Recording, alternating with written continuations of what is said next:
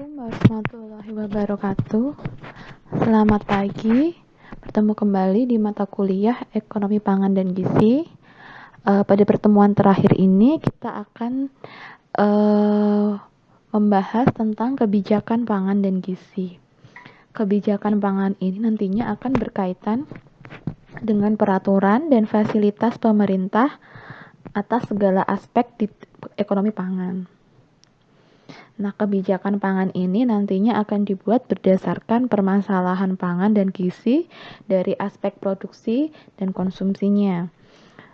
Nah, kebijakan pangan dan gizi di sini akan kita bahas ini nanti berkaitan dengan perdagangan bebas yang memunculkan persaingan tidak sehat seperti politik dumping. Nah, seperti apa sebenarnya politik dumping yang berhubungan dengan kebijakan pangan dan akan berpengaruh ke gizi dan ketahanan pangan akan kita bahas pada pertemuan kali ini.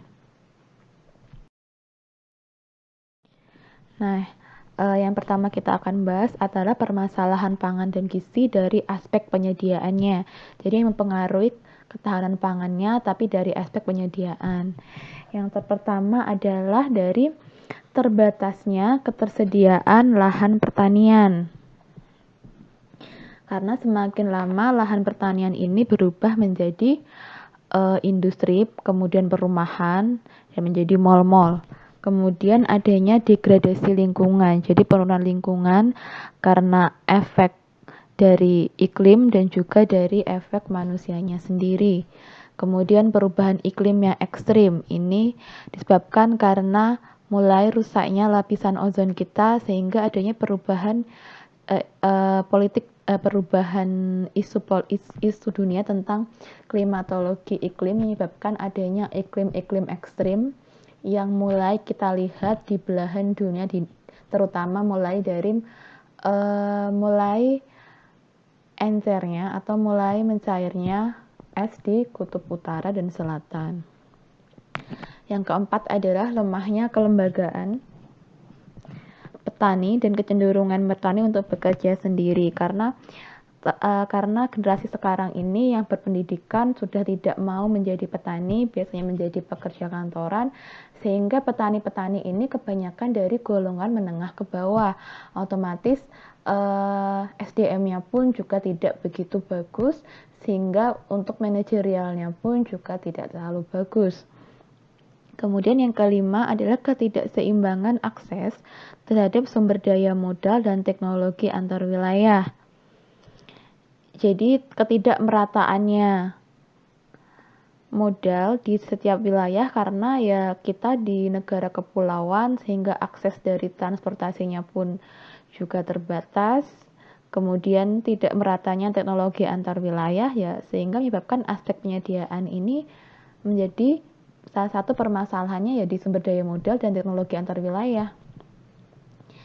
Kemudian tingginya proporsi kehilangan hasil pertanian dan pemborosan pangan. Jadi ternyata karena pertanian ini tidak dikelola dengan baik oleh petaninya, biasanya bersifat individual, sehingga kadang ketika hasil panen melimpah ini banyak hasil panen ini yang akhirnya busuk dan terbuang sia-sia karena belum ada teknologi pengolahan lebih lanjut atau teknologi penyimpanan lebih lanjut. Kemudian pemborosan pangan, karena ternyata hasil pertanian ini tidak hanya digunakan untuk pangan, tetapi digunakan untuk misalnya ternak, kemudian untuk kompos, digunakan misalnya untuk bahan bakar diesel dan sebagainya, sehingga adanya pemborosan dari hasil pertanian. Jadi tidak semua pangan ini nanti akan dimakan oleh manusia, bahkan sebagian besar itu pemborosan juga terjadi di pemberian makanan pada hewan-hewan seperti sapi, kambing yang menggunakan bahan pangan yang harusnya digunakan untuk konsumsi manusia. Kemudian dari aspek konsumsi, permasalahan pangan dan gizi, yang pertama adalah proporsi jumlah penduduk rawan pangan masih cenderung cukup besar dan meningkat, apalagi di masa pandemi seperti ini. Bahkan mungkin penduduk yang awalnya tidak rawan pangan menjadi rawan pangan karena adanya pandemi. Kemudian skor pola pangan harapannya cenderung mengalami penurunan. Jadi harusnya itu setiap tahun skor PPH itu mengalami peningkatan dikatakan maka kebijakan pangan dan gizi berhasil dilaksanakan. Berarti kalau tren menurun berarti ternyata apakah memang kebijakan yang selama ini dilakukan oleh pemerintah itu tidak efektif. Kemudian yang ketiga adalah rendahnya kualitas dan kuantitas pola konsumsi pangan penduduk. Biasanya ini karena faktor pengetahuan, jadi memang tidak tahu mana yang makanan yang baik dan tidak baik. Kemudian dari faktor budayanya, misalnya orang Hindu tidak boleh makan sapi. Kemudian dari kebiasaan makan masyarakatnya, kalau nggak biasa makan nasi ya jangan dipaksa makan nasi. Boleh kok makan nasi jagung, boleh kok makan sagu jadiin papeda atau kapurung gitu. Kemudian biasanya kebiasaan makan ini cenderung sederhana sehingga kurang mendukung konsumsi pangan beragam, bergizi seimbang dan aman. Kemudian ada lagi peningkatan kebutuhan pangan di sektor non pangan. Ini tadi yang biasanya adanya ketergantungan di sektor non pangan, misalnya untuk sumber energi. Jadi harusnya untuk bahan pangan dipakai untuk bahan bakar yang lainnya. Kemudian digunakan untuk pakan, kemudian digunakan untuk kegunaan industri. Jadi ada volatilitas harga pangan yang sangat beragam, sehingga akan sulit untuk menentukan kebijakan pangan manakah yang tepat karena tidak hanya berkaitan dengan manusia, tapi berkaitan dengan industri yang di sekitarnya. Kemudian masih terjadinya kasus keracunan akibat penggunaan bahan kimia berbahaya atau bahan pangan berbahaya pada makanan sehingga menimbulkan rendahnya ketahanan pangan masyarakat. Jadi keamanan pangan itu juga sebagai salah satu indikator ketahanan pangan di tingkat masyarakat begitu. Nah, untuk itu dalam rangka menindaklanjuti adanya permasalahan di bidang ketahanan pangan dan gizi, makanya ada kebijakan-kebijakan untuk meningkatkan ketahanan pangan dan gizi. Dimulai dari ketersediaan pangannya, yaitu penyediaan pangan diutamakan dari produksi dalam negeri dan cadangan pangan. Itulah kenapa selalu ada pemerintah selalu menggembur-gemburkan go pangan lokal. Konsumsilah makanan yang memang diproduksi oleh penduduk lokal. Kemudian swasembada untuk komoditas strategis. Apakah komoditasnya? Yaitu mulai dari beras, jagung, dan kedelai. Kemudian yang ketiga, penyediaan beragam pangan berdasarkan potensi sumber dayanya. Kemudian pemberian bantuan pangan. Nah, pemberian bantuan pangan ini digunakan untuk sebagai jaring pengaman nasional. Jadi pemberian bantuan pangan melalui misalnya BLT, beras untuk raskin, kemudian pemberian pendampingan keluarga PKH itu untuk sebagai jaring pengamanan pangan nasional, terutama masyarakat yang rawan pangannya atau masyarakat yang miskin. Kemudian pemberian bantuan pangan ini juga digunakan untuk penanganan cepat tanggap atau penanganan darurat bila terjadi bencana atau keadaan darurat. Yang kedua adalah distribusi atau keterjangkauan pangan. Jadi beberapa kebijakan untuk meningkatkan ketahanan pangan dari sistem distribusinya sendiri dengan cara menyediakan cadangan beras nasional yang cukup untuk mengatasi gejolak pasokan harga.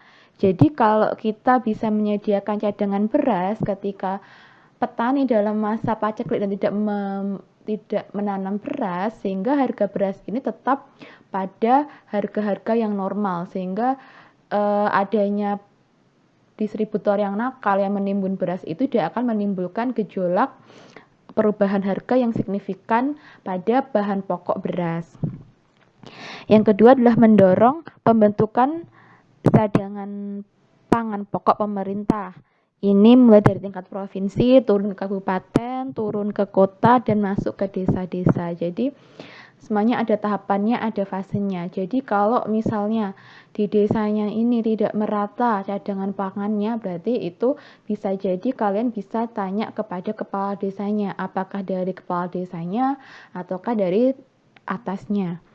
Yang ketiga adalah mengembangkan dan merevitalisasi lembaga distribusi dan lumbung pangan masyarakat.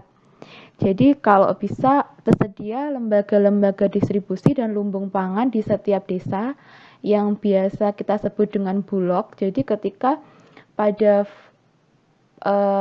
panen raya harga tidak terlalu hancur, dan ketika masa paceklik harga tidak terlalu melambung tinggi, sehingga terjadi stabilitas pasokan dan harga bahan pangan pokok sepanjang tahun, terutama pada bahan pangan strategis seperti beras, jagung, dan kedelai. Kemudian konsumsi pangan. Kebijakannya yang pertama adalah sosialisasi, promosi, dan edukasi budaya pangan yang beragam, bergizi seimbang, dan aman atau kita sebut dengan B2SA, dan sekaligus mendorong penurunan konsumsi beras per kapita.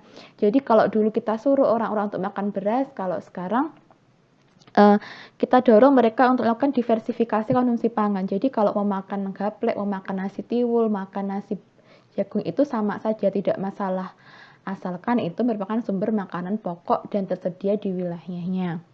Kemudian optimalisasi pemanfaatan lahan pekarangan kawasan rumah pangan lestari atau yang disebut dengan KRPL. Kemudian pengembangan produk pangan lokal. Jadi kalau misalnya kalian bikin KTI tentang kok selalu go pangan lokal, ya karena pengembangan pangan lokal ini merupakan salah satu bentuk kebijakan untuk meningkatkan ketahanan pangan dari segi konsumsi pangannya.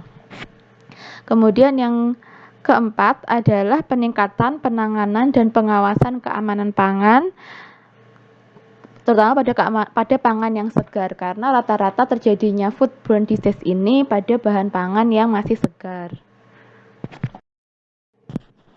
Nah, sekarang kita masuk ke perdagangan bebas. Jadi pembentukan dari WTO atau World Trade Organization di tingkat dunia memberikan konsep liberalisasi di tingkat perdagangan di dunia, khususnya pada negara-negara anggota WTO, di mana konsep dasar dari liberalisasi perdagangan adalah menghilangkan semua hambatan dalam kondisi perdagangan internasional. Dan untuk perdagangan bebas sendiri ini sudah dimulai pada tahun 2020 ya, dan tentu saja Indonesia akan kena dampaknya.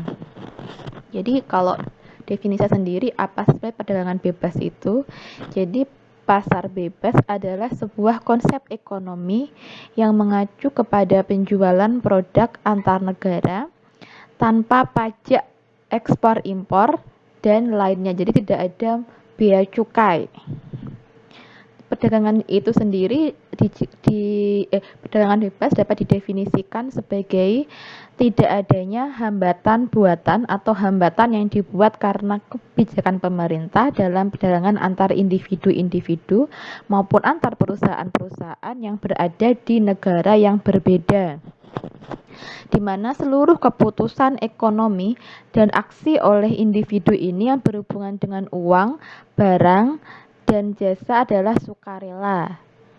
Jadi ekonomi pasar bebas adalah suatu ekonomi di mana pasar ini relatif bebas. Pasar bebas diadvokasikan oleh pengusul ekonomis liberalis. Jadi mereka akan memperoleh barang yang tidak dapat diproduksi oleh negerinya sendiri. Nah, untuk sistem perdagangan bebas ini identik dengan adanya hubungan dagang antara negara anggota maupun negara non-anggota. Dalam implementasinya sendiri, sebenarnya perdagangan bebas sendiri ini harus memperhatikan beberapa aspek ya, mulai dari mekanisme perdagangannya seperti apa, kemudian pro kontra di bidang tarif dan kuota, serta bagaimana sih kebijakan dan jenis mata uang asing atau valuta asing ini diperdagangkan berdasarkan kurs tukar dari valuta asing. Jadi nanti kalau pengen tahu lebih rinci tentang apa itu liberalisme, perdagangan bebas, nanti bisa kalau misalnya ambil S2 di bidang kebijakan pangan, itu nanti akan lebih fokus ke situ.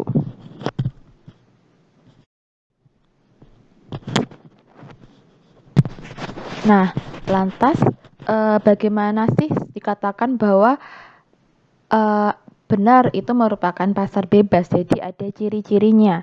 Yang pertama adalah mengurangi biaya untuk fasilitas dan pembangunan umum, seperti untuk dana pendidikan, kesehatan, penyediaan air bersih, kemudian pembangunan daerah secara umum itu harus dikurangi di pasar bebas. Kemudian pasarlah yang berkuasa. Jadi yang berkuasa ini adalah pasarnya, entah pengusahanya, entah individu dan negara sama sekali atau pemerintah tidak mempunyai kebijakan. Jadi pemerintah ini membebaskan swasta dari peraturan kebijakan yang terkait dengan pemerintah. Walaupun kegiatan swasta tersebut membawa dampak yang sangat buruk terhadap rakyat dan kehidupan di masyarakatnya. Kemudian adanya yang disebut dengan privatisasi atau swastanisasi. Jadi dengan alasan untuk meningkatkan efektivitas dan efisiensi pemberdayaan kepada rakyat, maka beberapa BUMN ini akan dijual. Kemudian misalnya yang terlihat aja, kayak misalnya mulai adanya otonomi kampus, itu termasuk juga sudah ciri-ciri privatisasi suatu perguruan tinggi. Kemudian mencabut peraturan yang mengganggu keuntungan ekonomi. Jadi akan dicabut peraturannya atau mungkin dikurangi sehingga lebih bebas pasarnya. Kemudian pencabutan bantuan sosial, bantuan negara atau pemerintah untuk orang yang paling miskin. Jadi BLT tidak akan digunakan di negara yang menganut pasar bebas. Kemudian monopoli teknologi. Jadi penggunaan untuk teknologinya ini dikuasai dan dikelola oleh pemilik modal untuk memproduksi produk-produknya.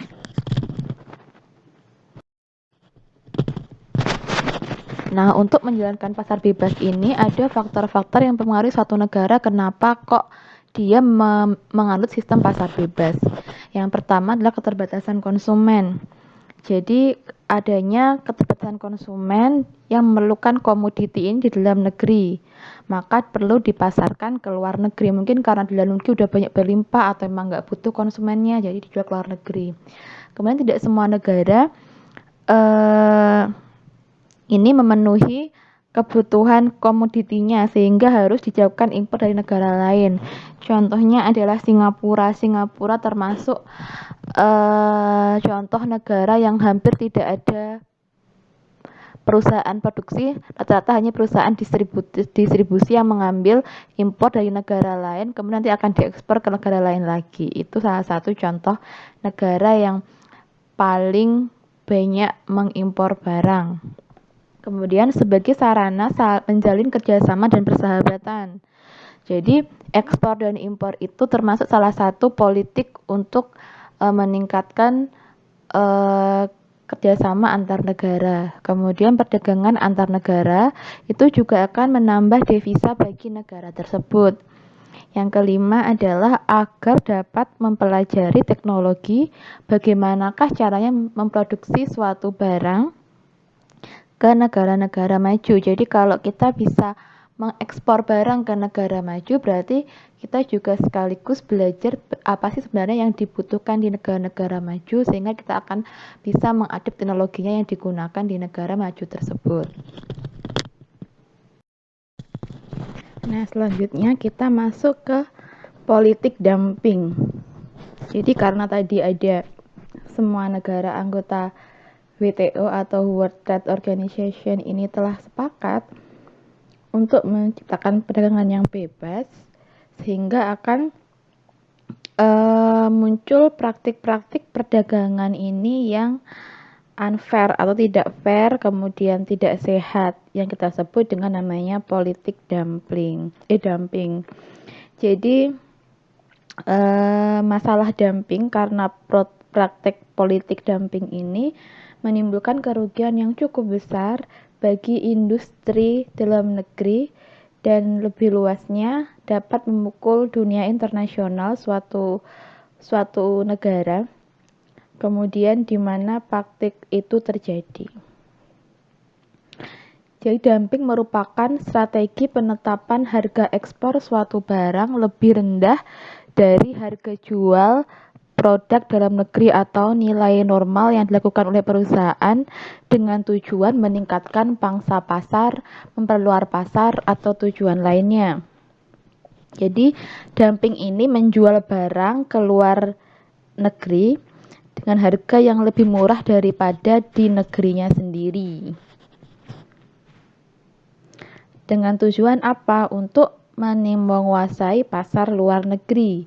Sedangkan dalam konteks hukum internasional, jadi dumping merupakan suatu diskriminasi harga internasional yang dilakukan oleh suatu perusahaan atau negara pengekspor yang menjual barangnya dengan harga yang lebih rendah dari pasar luar negeri dibandingkan dengan pasar dalam negerinya sendiri, dengan tujuan untuk memperoleh keuntungan lebih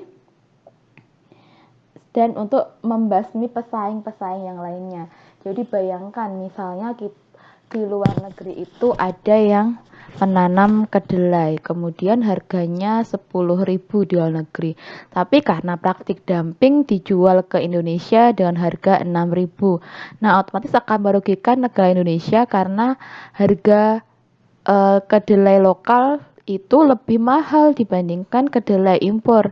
Itulah kenapa yang beredar di pasaran sekarang ini adalah komoditas kedelai impor.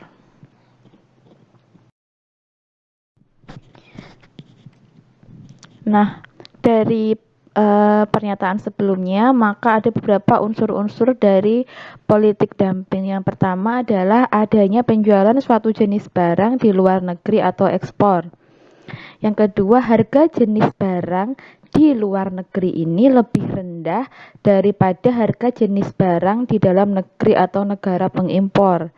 Kemudian adanya kerugian atau injuri bagi produsen dalam negeri untuk memproduksi barang sejenis. Contohnya misalnya mobil, sampai sekarang Indonesia ini tidak memproduksi mobil karena harganya jauh lebih tinggi dibandingkan ketika membeli dari luar negeri. Kemudian adanya hubungan atau causal link antara dumping yang dilakukan dengan akibat injuri yang terjadi.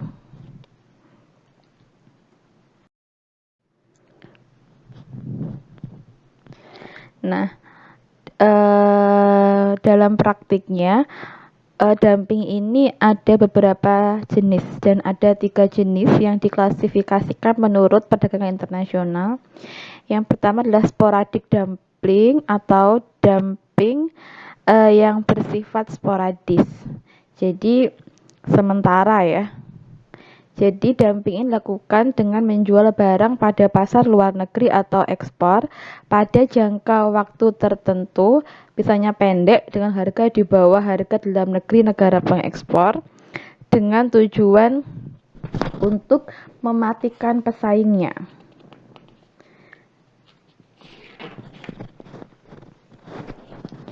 Kemudian akibat dari dumping ini maka ada diskriminasi harga. Tadi yang telah saya jelaskan, yang pertama adalah misalnya kedelai. Jadi yang kalau lama-lama ya produsen domestik ini bakal kelebihan produksi karena mereka memilih produk yang diimpor.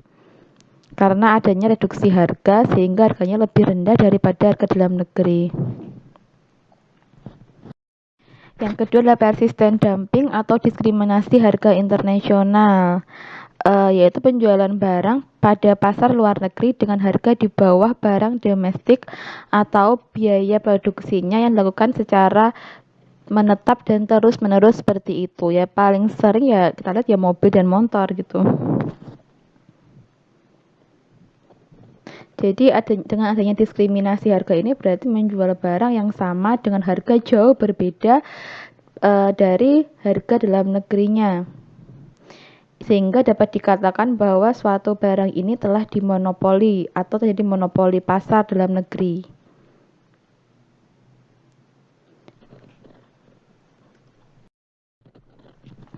Yang ketiga adalah predatory dumping, terjadi bila perusahaan untuk sementara waktu ini membuat diskriminasi harga sehubungan dengan adanya para pembeli hasil. Nah, diskriminasi ini bertujuan untuk menghilangkan pesaing-pesaingnya. Kemudian setelah hilang pesaing-pesaingnya, baru nanti mereka akan menaikkan kembali harganya ke harga semula setelah pesaingnya tidak ada. Jadi, predatory dumping ini merupakan jenis dumping yang paling buruk dan karena diperhatikannya pun hanya untuk tujuan merebut keuntungan monopoli dari pesaing yang sejenis dan membatasi perdagangan untuk jangka waktu yang lama. Meskipun pada awalnya mereka akan rugi karena harganya kan tidak untung, tapi pada akhirnya mereka menguasai pasar, harganya naik, tetap aja untung di jangka panjangnya. Nah, di samping ada 3 tipe dumping tadi, si Robert Wilk ini juga mengklasifikasikan dumping dalam 5 jenis. Yang pertama adalah market expansion dumping. Jadi perusahaan pengekspor bisa meraih untung dengan menetapkan markup yang lebih rendah di pasar impor karena adanya elastisitas permintaan yang lebih besar dibandingkan harga yang ditawarkan. Jadi karena adanya elastis permintaan yang lebih besar selama harga yang ditawarkan rendah. Kemudian adanya cycling dumping. Jadi motivasi dumping jenis ini muncul biasanya karena adanya biaya marginal yang luar biasa rendah atau tidak jelas. Jadi kemungkinan biaya produksinya ini melebihi kapasitas produksi dalam pembuatan produk terkait. Kemudian state trading dumping, jadi hampir sama dengan jenis dumping yang lainnya, bedanya adalah pada diakuisisi moneternya. Kemudian strategi dumping, ini menggambarkan ekspor yang merugikan perusahaan saingan di negara pengimpor melalui strategi keseluruhan negara pengekspor, baik dengan cara memotong harga ekspor, dengan cara pembatasan masuknya produk yang sama ke pasar negara pengekspor. Nah, jika bagian dari porsi pasar domestik tipe eksportir ini independen, kemudian cukup besar dalam tolak ukur skala ekonominya, maka akan memperoleh keuntungan dari besarnya biaya yang harus dikeluarkan pada saat pesaing-pesaing asingnya datang. Kemudian predatory dumping seperti yang saya jelaskan yang terdahulu, jadi terjadi bila ekspor dengan harga rendah dengan tujuan mendepak pesaing dari pasar yang sejenis dalam rangka untuk memonopoli suatu harga pasar. Nah, kenapa kita sebut predatory dumping ini yang paling parah? Karena dalam predatory dumping ini akan mematikan perusahaan-perusahaan yang memproduksi barang yang sejenis. Nah, kita tahu dari mana perusahaan itu memakai barangnya sebagai barang dumping atau bukan, itu dengan cara menentukan apakah barang yang diproduksinya ini merupakan barang dumping. Jadi untuk menentukannya apakah ada barang dumping atau tidak tergantung dari harga normal atau normal value-nya. Jadi menurut menurut peraturan pemerintah nomor 34 tahun 1996 pasal 1/3 dikatakan bahwa harga normal adalah nilai yang sebenarnya dibayar atau akan dibayar untuk barang sejenis dalam perdagangan pada umumnya di pasar domestik. Dari ketentuan ini dapat dilihat bahwa tidak adanya harga domestik yang digunakan sebagai dasar untuk menentukan harga normal. Jadi harga normal ini tidak disasarkan pada harga perbandingan harga tertinggi barang sejenis yang diekspor ke negara ketiga dalam perdagangan pada umumnya, atau bisa juga ditentukan atas dasar biaya produksi barang sejenis dengan tambahan biaya penjualan serta adanya laba secara wajar. Nah, untuk penentuan harga normal ini ada dua macam. Yang pertama adalah adanya produsen di suatu negara yang hanya memproduksi suatu barang sejenis untuk tujuan ekspor atau tidak memproduksi barang sejenis untuk dikonsumsi dalam negeri. Yang kedua adalah adanya produsen di suatu negara selain memproduksi barang untuk tujuan ekspor juga produksi barang untuk sejenis untuk tujuan di pasar domestiknya, tetapi volume penjualannya lebih kecil dibandingkan ketika dia mengekspornya, sehingga tidak bisa digunakan sebagai dasar penentuan nilai normal. Ini salah satu cara contoh perhitungan harga normal berdasarkan harga dalam negeri. Jadi agar diperoleh perhitungan margin dumping yang benar, maka harga domestik harus dalam bentuk harga domestik eks pabrik. Ini contoh perhitungannya, misalnya harga domestik pada bulan Juni tahun 98, 80.000. Transportasinya 15.000, biaya handlingnya 10.000, maka harga domestik eks pabriknya totalnya adalah 105.000. Tetapi harga eks pabrik ini seringkali bervariasi, tergantung dari jauh tidaknya transportasi dan biaya handlingnya. Jadi bisa berkisar antara 80 sampai 120.000. Nah, agar perhitungannya ini wajar atau fair, biasanya digunakan harga jual domestik terendah yaitu 80.000. Nah, selain ada dampak buruknya, ternyata politik dumping ini juga memiliki dampak yang positif. Yang pertama adalah memperkenalkan produk pangan Indonesia ke luar negeri. Yang kedua, mewujudkan perekonomian yang teguh dalam waktu yang panjang. Kemudian devisanya kuat jika ekspornya lebih besar dibandingkan dengan impornya. Kemudian produsen dan konsumen mempunyai kebebasan dalam memilih kegiatan ekonomi. Kemudian mudah mendapatkan barang dan produk pangan dengan harga murah, sehingga tidak ada kesenjangan harga, dan pelaku kegiatan ekonomi diberikan kebebasan untuk melakukan kegiatan ekonomi yang disukainya. Nah, selain dampak positif, ternyata itu juga masih memiliki dampak negatif. Yang pertama yaitu pasar dalam negeri ini diserbu oleh pasar asing dengan kualitas yang harga yang bersaing dan akan mendorong pengusaha dalam negeri berpindah usaha dari sektor produksi berpindah menjadi sektor ekonomi atau importer atau pedagang. Akibatnya apa? Nanti produksi pangan di Indonesia ini akan menurun karena hanya menjadi seorang konsumen atau importer. Kemudian produksi pangan lokal akan menurun dan posisinya akan tergantikan dengan produk pangan sejenis dan produk pangan impor yang lebih murah.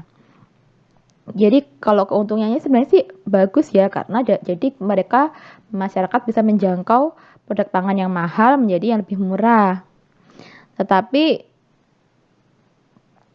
juga tadi ada banyak problem ketika banyak produsen yang akan mengalami kerugian. Yang ketiga adalah karakter perekonomian dalam negeri akan semakin tidak mandiri serta segalanya tergantung dari pihak asing, sehingga kalau nanti contohnya saja misalnya kita lihat sekarang, kalau misalnya dolar naik maka Indonesia akan mengalami resesi ekonomi. Jadi harga itu terkait dengan naik turunnya harga dolar, nilai tukar dolar. Kemudian produksi produk dalam negeri kalah bersaing dengan produk asing.